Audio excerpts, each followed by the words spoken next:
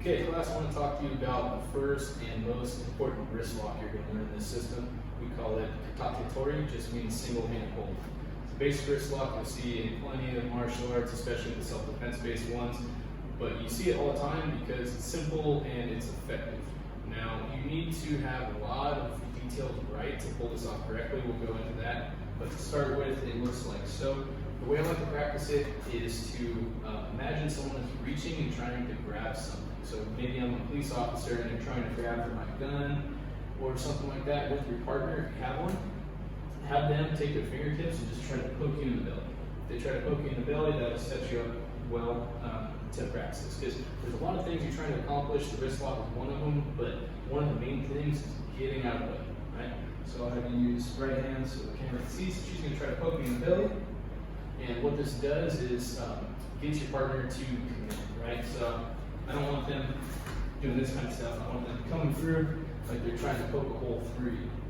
So she reaches with this side. First thing I want to do is step off the line, just like we did with the wrist escapes. We're stepping off to an angle. Now notice I kind of redirected with my hand. What I do is I have my hand in front, fingers up slightly, and I just turn, leave that in place, and I glide down the forearm to make sure I'm not hit. So she's going to try to poke a hole in me. I'm going to redirect.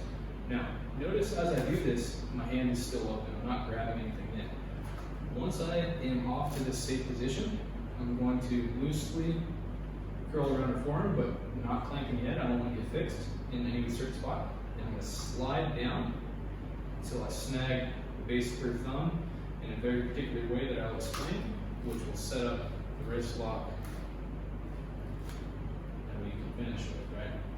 So step one, partner tries to poke a hole in you. Okay, make sure they're committed first. Step two, don't get hooked. Step three, trace the arm. Step four, glide down, snag the hand. Now the way that we're going to snag the hand, over here. Thumb traces down, and it's going to find a particular spot between the third and fourth metacarpal right here, and I'm going to dig the tip of my thumb in. This gives me a 4-point of leverage on this corner. While the thumb rests here, I'm going to wrap around the base of her thumb with these 3 fingers. Now, what you do with the index finger is kind of optional. Some people put it in here, some people leave it pointed, some people help out these 3, it doesn't really matter. The point is, these 3 fingers, that samurai grip, I'm going to clamp down on the base of the thumb. If you can control the base of the thumb, it's really hard for her to have full control over her forearm. So we got control here, we got the thumb here, and what this means is if you picture this hand, not counting the fingers, as a square, we've got control at this corner, and we've got control at this corner. So we got 2 far diagonal points of control. Now, once you're here, you own that hand. You're going to do 2 things at once. We're going to twist, and we're going to fold. So I twist until there's no more slack, and then from here I fold as if I'm trying to put her pinky knuckle on the floor. And you can use this joint lock to direct them wherever you want. It's very, very handy for a variety of reasons. So starting from the beginning, she reaches, grab, snag. Now keep in mind, this is what I want with this one hand. The second hand can help out. If you use the second hand, just push on the back of your thumb. That's all you need to do. So twisting until it doesn't want to twist anymore. Fold. Now notice that she starts to go with it because it'll lock up various joints of her body. Now you can use this to cause pain and get a tap from your partner. You can use it to direct them to the ground.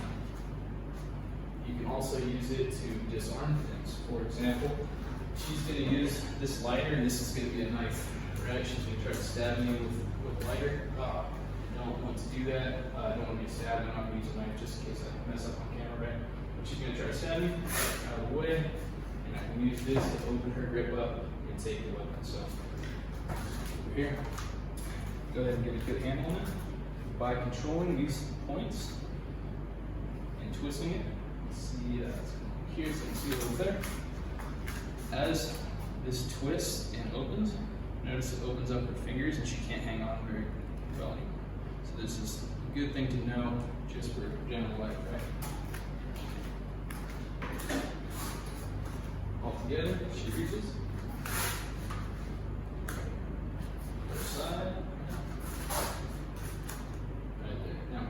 Notice I'm off to that angle, and my hand is ready in case she decides to punch me. I don't want to get punched, so be ready to block or be ready to add to the takedown, whatever you got to do.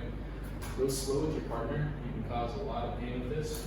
Make sure that you're using the twist of your hips to apply the motion. So you can do it with just your hand, but it really helps if you turn your body into it.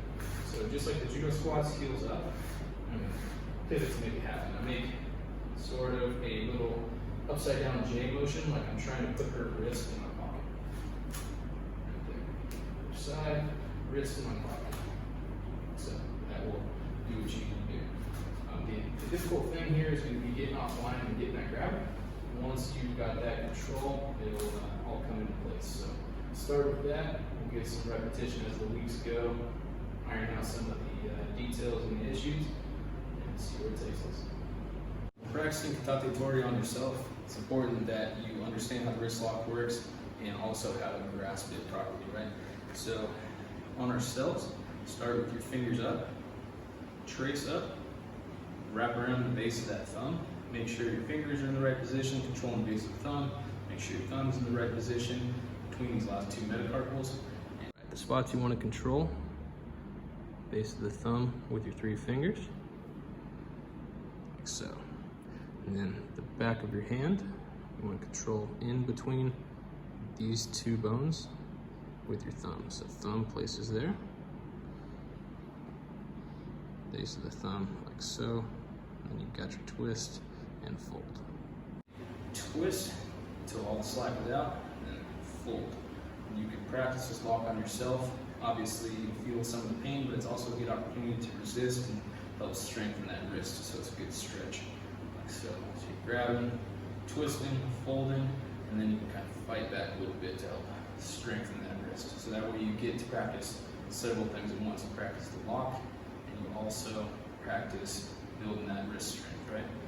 So remember, control the base of the thumb to the far corner, twist and fold at the same time. So we're taking that wrist two directions. Now to practice the actual grab on yourself, what you want to do is start on the forearm with a loose contact. So I don't want to hit and clamp down on the first thing I touch. I'm just going to glide on the skin, right? I like to think about a rope and a knot on the rope, and my hand is gliding and snagging that rope. So that's how you got to practice it on yourself. So you glide, hook, glide, hook, glide, hook. Remember, don't clamp down on the first thing you got.